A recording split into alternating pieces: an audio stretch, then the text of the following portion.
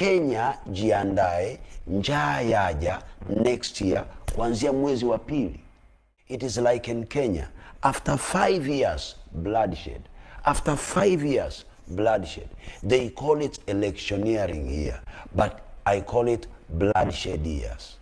Kenya baada ya miaka mitano umwagikaji wa damu, baada ya miaka mitano umwagikaji wa damu, baada ya miaka mitano, and no one can see the sequence in bloodshed katika inchi.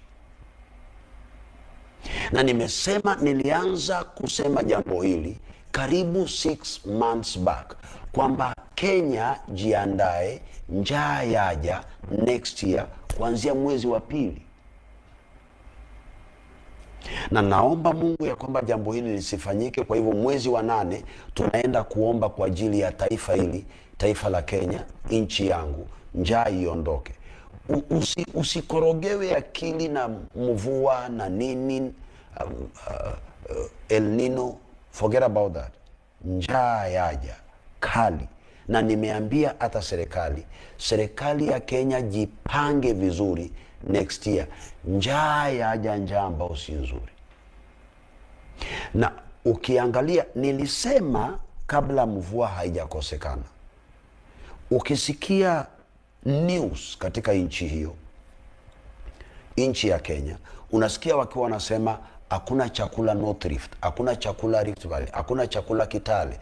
Watu wanatoa mahindi wakiwa wanazichoma, wanauzia ng'ombe. Mahindi hakuna, hatutarajii mavuno. Leo nimeona Deputy President akiwa anatangaza there should be no panic, the government. But I advise the country Kenya, hunger, God showed me hunger, lack of food, a terrible situation of lack of food coming upon the country Kenya from the month of February.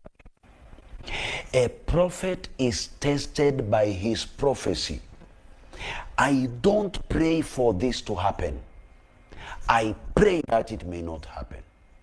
Even if people will laugh at me when it does not happen, I will be a very happy servant of God. Kwa hivyo mwezi wa 8 nitakuelezea, tutaomba ili jambo hili lisitendeke. Heri tuchekwe, tulitabiri tukaiondoa, badala ya kuona watu wakikufa njaa. But njaa yaja Kenya mwezi wa pili next year. This is not because of what is being put on media houses. No. Check on this prophecy. Before mvua ipotee, God sent me with that message.